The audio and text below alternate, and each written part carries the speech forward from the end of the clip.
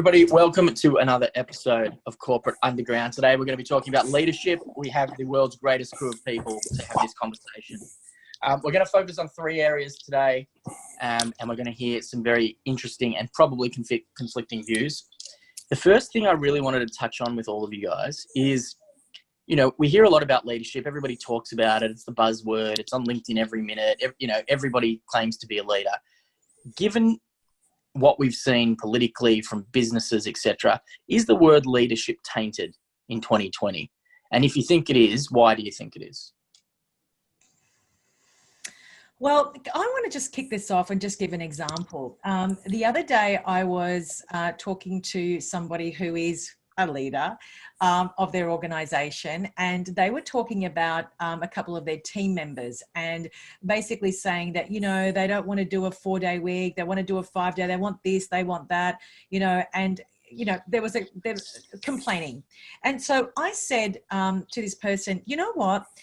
Leadership is not about what you can give somebody. What I think that you need to do is understand, how to give what your team members actually need at any given point in their life. So today I'm single, tomorrow I'm married with kids. That person's need changes. And as a leader, you actually need to be able to accommodate that from a lot of different standpoints, the type of dialogue you have with them, what they need, perhaps from a financial standpoint, their motivation. How do you keep their motivation up so that they're constantly interested and always want to be loyal and also contribute to the innovation of the organization?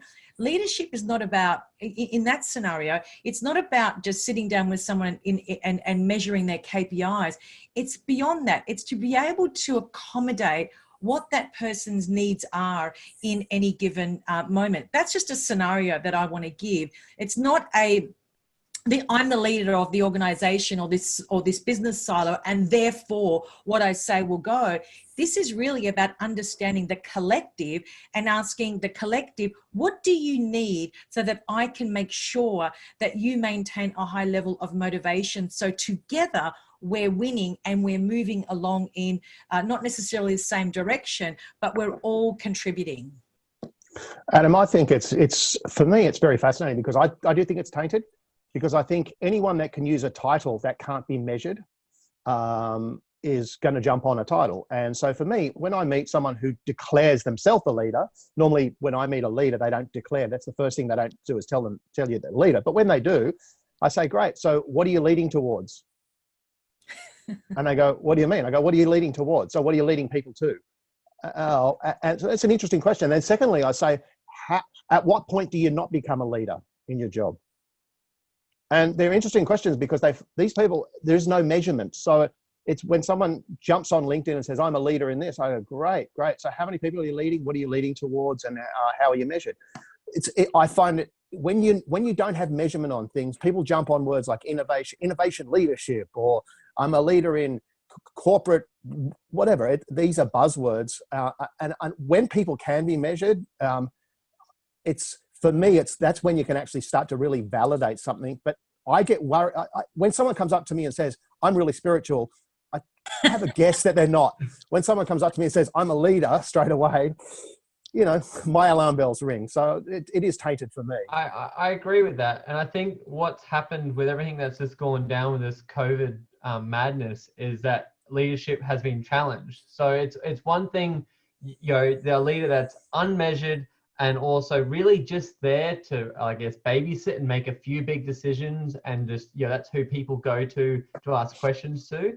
But like when it came to actually this unheard of situation, people were either, because the leader wasn't in a position where they were inspiring, they were just there to be essentially a babysitter or a boss or whatever. When it came to this situation, I think a lot of people were let down by a leader who maybe only looked after their own benefits, two, maybe had no clue what to do, and then really couldn't help look after people when they really needed it most. So I feel like there's going to be a split where there's going to be people go, I was so blown away by my boss, manager, or whatever, by how he handled this.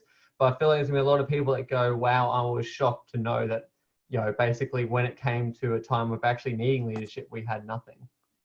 I think for me, leadership is about what leadership is not. It's about all the things that you wouldn't do if you're in a position of making decisions. For example, if you were to go back in time, 6 months ago, a year ago, like how far do you need to go back before you realize that, the pandemic was on the British risk register? We knew that this was going to be an issue. We did nothing about it. If we did nothing about it, if people are in a situation where they make decisions on something that can affect all of the population in the United Kingdom, then are they leaders if they don't know how to lead? And I think preempting conflict, resolution, looking at risk mitigation, these are all different skills I think leadership must have. And if you're in a position where you're making decisions on behalf of somebody else, if you don't have them, get out of the way. Look, the issue that comes down with a lot of this, though, is people give up. Everybody's a leader. Everybody leads. I've got to vote. I can go and lead and go and vote. People don't get up and vote. I work for somebody. I'm in this role. I can be the best of it I can. I can lead that. I can do that myself. I find a lot of people give up on this idea where they don't want to lead. They want to give up their right to somebody else because it's too painful or too annoying or too stressful. I don't want that. And when you do that, then somebody else will lead you.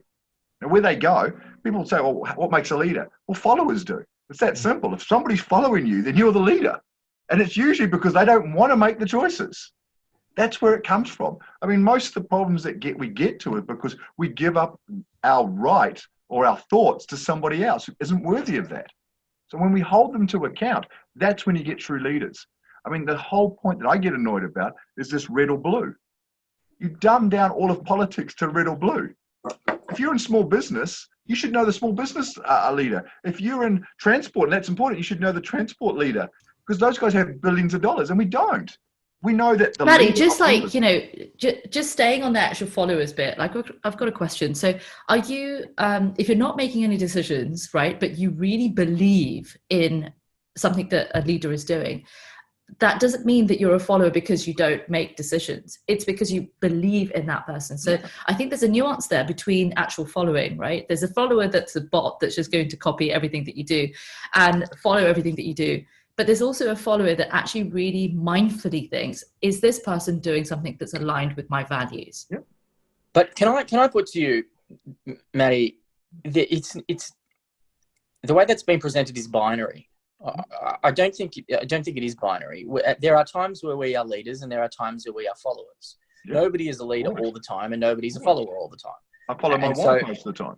Yeah, so the question is leadership as an idea. What I'm putting forward, I guess, is that leadership as an idea is tainted. Not that some leaders are tainted. Obviously, we know that they are. The trust of political leadership is at the lowest recorded point in history. The trust of major political parties is low. The trust of senior executives in major organisations is low. People don't trust that people who are there to serve the greater good or serve a large number of people actually do that, because the system is designed in a way that enables them to lead for their own benefit. But I guess I'm curious as to if you agree, and I know I'm pretty sure Finn does, and it sounds like most of you do, that leadership as an idea is tainted. Then where do we go to from there as a society if you can't trust the people who make decisions? Well, you know what, Adam? Why there are so many processes in place to validate someone's ability to meet a specific role in any particular organization? Why isn't there some measure of ego, like an ego test for leaders, that is a ego index that identifies and starts to see whether that leader that's going to be put into that role actually measures within a certain criteria who is going to be, because leadership shouldn't be about yourself, in my view.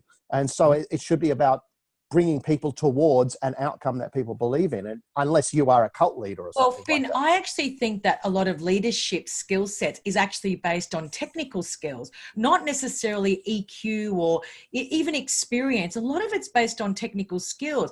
The question that I have is that why are leaders, seen as having the answer or the expert at, solving a problem? Isn't the problem solving a part of the community or the people in an organization? 100%. or Yeah, beyond. I can't solve a problem, but I have a circle of influence that I can reach out to, that's beyond Mary, beyond my comprehension, that can help me solve the problem. Why is that mindset not in a corporate environment? So one person can't be the expert at everything. But Mary, like if I go on social media, 99.99% of people on social media that I touch are there complaining about things.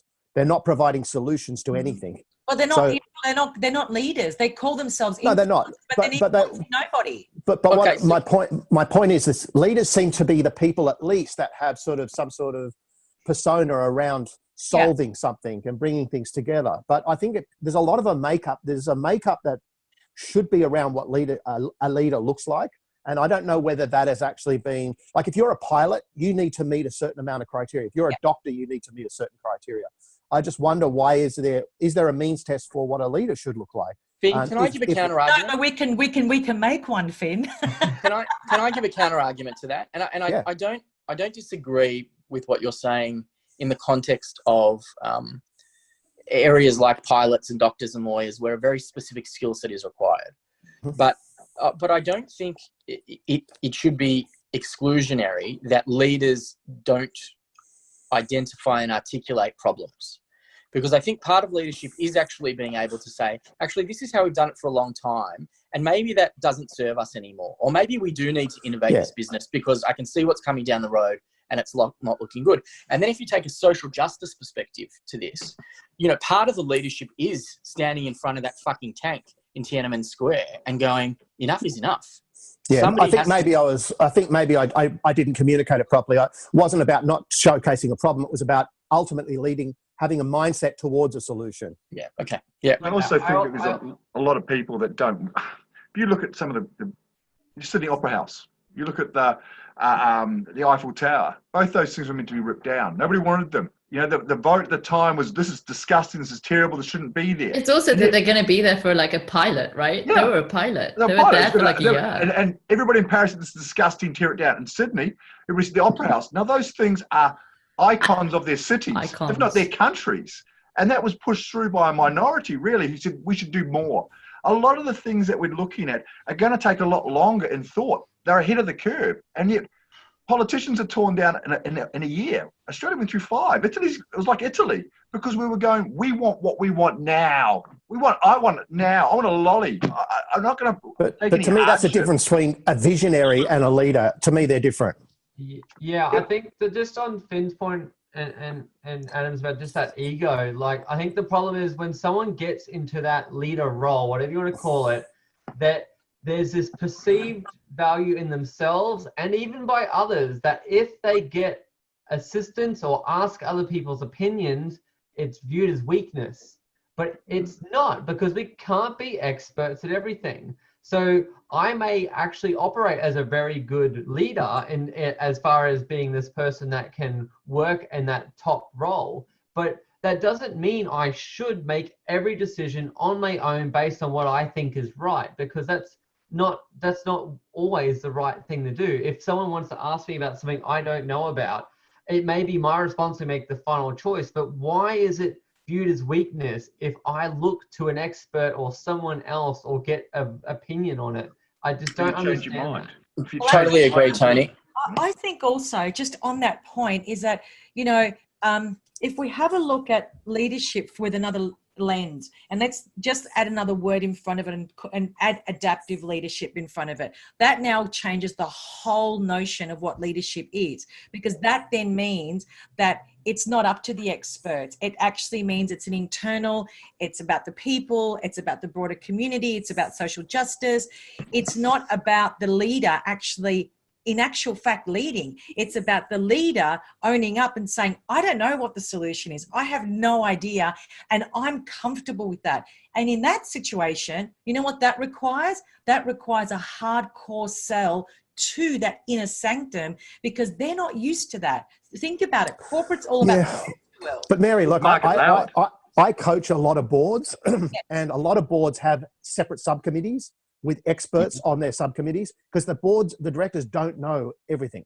So they have intelligence provided by these subcommittees with experts from law to governance and they help them make an informed decision. So that does go on in a way. What concerns me about some directors are they only use that to make sure that their directors and officers insurance protects them from their personal thing. And that's why they're paying big money to consultants. And it gets back to this ego sort of thing. So I think it's an interesting, because I don't know what the answer is. It's really fascinating what you're saying, Finn, because, if you go back to 2008, after an 8-year hiatus, Schultz actually goes back to Starbucks to kind of like turn it around. And the reason for that by SY Partners was that they basically, as soon as he left, he didn't realize that this company works with him at the center of it. He had to go back 8 years later and take him out of the center of it because his ego was at the center. The moment that he came back, he had to substitute what was inside with the ethos of the company, the cause of the company, the values of the company. And it took so long for him to actually return and shift the actual dynamic so that people weren't working for him, but they were working for the cause. Yeah, great point. Look, the other thing I just touched on with that, and it's really interesting, Finn, the point that you're making. If you look at the overlay that Tony was talking about as well, with regards asking for help and getting expertise and acknowledging that you don't necessarily know everything, which I think Mary started that point. If you look at this, probably one of the politicians in Australia who got most pilloried for being an egotistical, insane leader was Kevin Rudd. But ironically, the first thing he did within a year of being in power, and it's the only time I can remember a prime minister doing it, he created that group think tank of the 100 greatest thinkers in the country, and he put them away for 5-6 days to look at the biggest challenges that face us with experts to look at what do we do as a country, what do those roadmaps look like. And so the very people who have to, on one hand, show the leadership and drive the country forward, you also have the situation where they're going, I need to get experts around me to do that. And even though he did that, he was still kind of smashed publicly for being this egomaniac.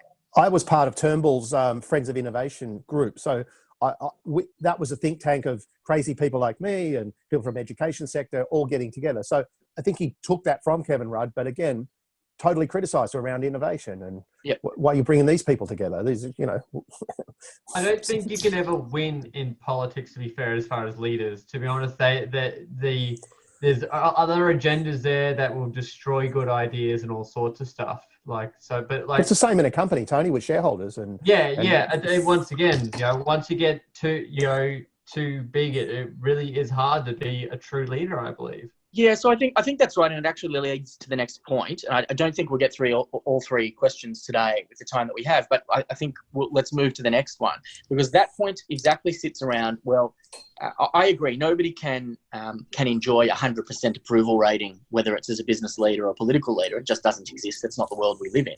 But what is the relationship then between leadership and followership if you want to move a lot of people forward?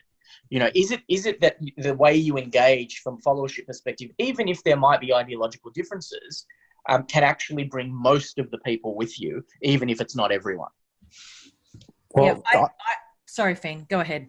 Oh, no, I was just going to say, I run when I do workshops with some large leadership teams or some boards, I go through an exercise called Study a Cult. And the whole purpose here is to start to look at how a cult is an amazing marketing model. Because they get, it sounds funny, but people sell their houses. They distance themselves from families. Why? To become close to an ethos. Okay. And it's brilliant marketing. And so, when you start to look at that through a marketing lens of how they convince these people to do things that you would never normally do, it's quite interesting in a study of human behavior and psychology around what an ethos is. And so I believe you have to start to become, I think to your point, Adam, from my point of view, you need to have an ethos that needs to touch a lot of people, that needs to have enough momentum that people want to be part of that, for that to sort of have any currency. I've got a thought on that.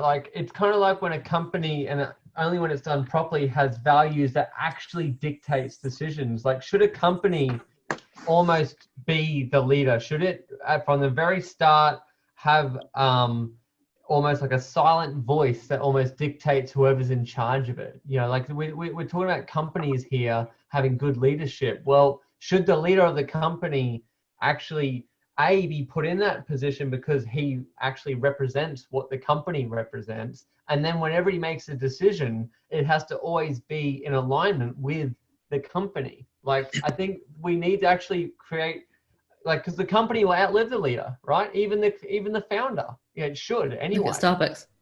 Yeah. So that's, I mean, that's what a well-functioning constitution should be, isn't it? It should spell out, this is what we stand for, this is what we do, this is what we're about.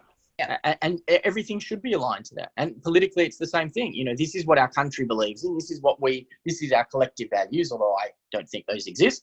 And so everything I do is about representing you to take us closer to them, to those values. Well, that's true. But most constitutions, as you would have read them, are so plain vanilla, worn down, that they don't drive enough aspiration. When you look at a cult, they absolutely do, because they stand for something very, very strong. And it's it has a lot of sort of energetic influence in that sort of ethos. And so when you really just strong story, Finn, you're right. Very much so. And it's all heart. There's all these heart. People are connecting at a heart level, not a linear level. But can I ask you, are you not talking about a group of people that are in a psychological place that is maybe less than ideal, which is why they're susceptible to the cult in the first place? 100%. So the audience is slightly different. Well, yes. But what's the reason that they're actually in that psychological less place, right? It's because they maybe have not been represented. Well, that's right. If you look at Twitter, if you look at the social, there's a lot of different sort of segments of the market, and they need someone to talk to them. People could argue how Donald Trump got in. Once people have a strong ethos and a strong message, that's not vanilla like constitution. It takes these days with that much information, it takes something with a lot more heart, a lot more sort of rebellion, or a lot more something that stands out from the norm, I believe, for people to really want to attach to it. I guess Finn, you're saying is like cult-like mentality. So even when you have cult-like mentality towards Apple, all the sheep that follow them and stuff like that, is that actually wrong? Is it wrong? Apple as a company used to do it beautifully. They would drive this sort of it's almost like a team mentality around Apple as a brand. It wasn't the company, it was what it stood for. And it had an ethos around what Apple is as a brand. The rebellious ones was their focus. Exactly. And I just think that, it's become this, our governance is to provide ethical, it doesn't mean anything. It doesn't translate into common language. But nobody wants to stand up because they'll actually be taken down. I mean, you look at... but there's where the opportunity lies. But most Anglo-Saxon countries have all sort of taken, I want to tear down government. I want to tear down the police. I want to tear down our institutions. Up until very recently, teachers were taking a bashing. They work so few hours. They got long breaks. Mate, I tell you right now, if they asked for $1 million to take my kids, take it all. We'd be going back with this because the time has changed. If you look at nurses, they were the poor doctors. Now you would turn around and you'd give them anything they wanted to because the focus has been put back on where it should be. I mean, for so long we've torn these people down. Who wants to be a nurse? Who wants to be who should be a doctor? I mean, it was, and this isn't right, but it was that a woman had 4 jobs. She could be a secretary, she could be a nurse, she could be a teacher, or she could a homemaker.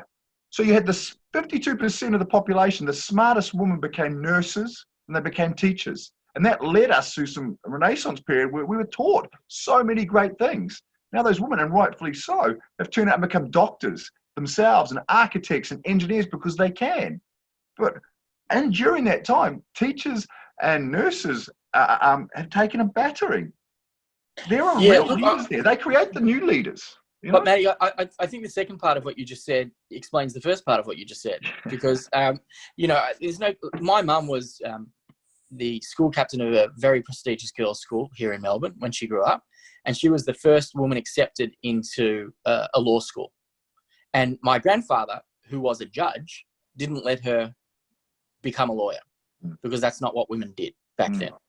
And I think what we're seeing is a generation of people who are saying, the way the system is architected, the way the leaders have led for so long no longer works for me. And given that they are not choosing to make it better for us, we will take it from them. Excellent. And I Agreed. completely empathize with that, to be perfectly honest. But Adam, to my point, that in essence is the core of the cult. That is the Renaissance. That is the group. So it just takes someone to form into some sort of strong ethos, like what you're doing or like what others are doing. The organizations that come up and will stand by that and have some sort of momentum around it, I think are going to be the organizations of the future. But we're all looking for something. I mean, like when we go to school and you had a little black Batman lunchbox, and the other guy a little black Batman lunchbox. Hey, You what were school did best you go to? friends. You were must like, have been rich. Yeah. I had a brown paper bag. well, then you were with me. Your brown paper bag, my brown paper bag, we roll.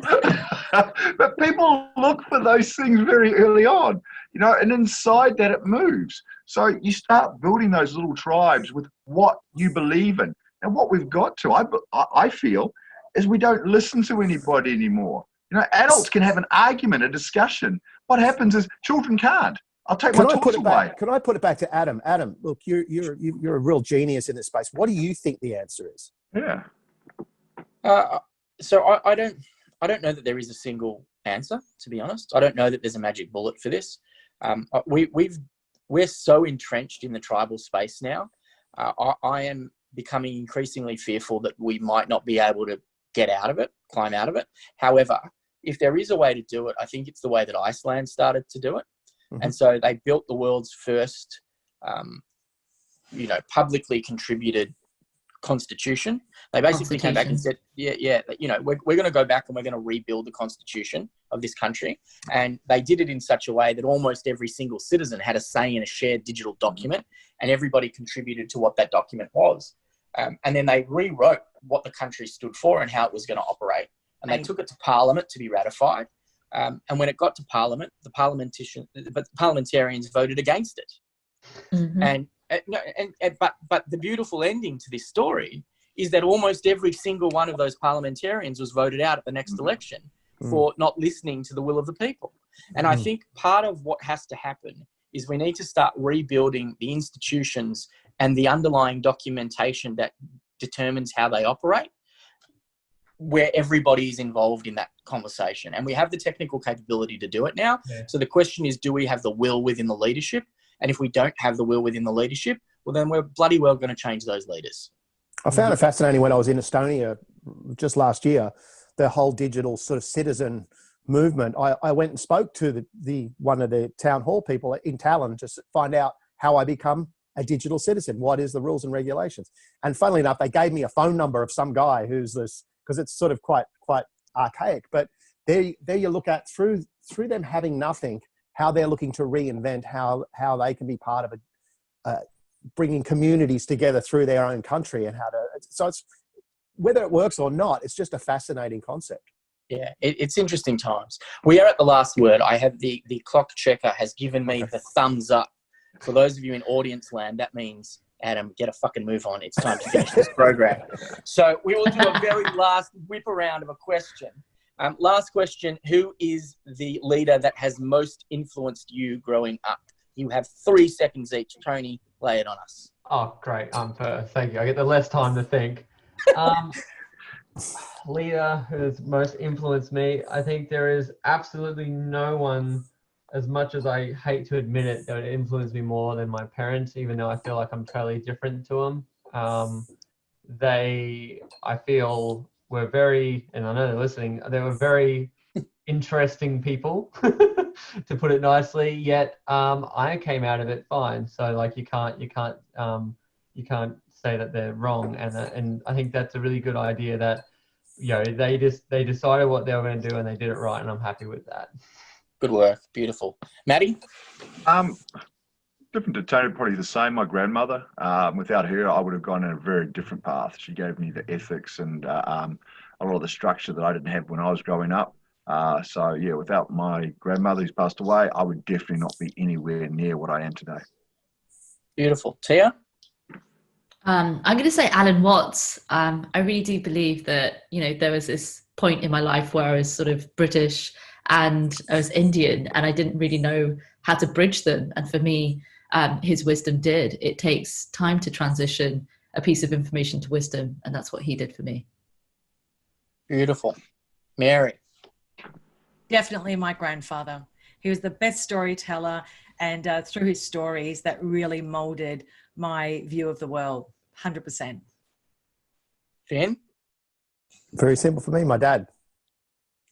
Liverpool dock worker, great storyteller, taught me I could do anything I want, and I live that life right now. Love it. Beautiful. And look, for me, it's an amalgamation of all of you, and I'm going to cheat. I'm just going to say family in general, because it is a bit of my grandparents and it is a bit of my parents. But isn't it interesting that for the most part, you know, there's no Michael Jordans, there's no Bill Gateses, the people who teach you real lessons are the people who you get to touch and feel and understand and can dig deep with. And ultimately, that's what I think we're all searching for. I think it's fascinating too. Everyone smiled when we asked that question, which is a really great takeaway. Yeah. So thank you for joining us for Corporate Underground. Thank you. Come back next week for another 2 great topics. We will see you soon.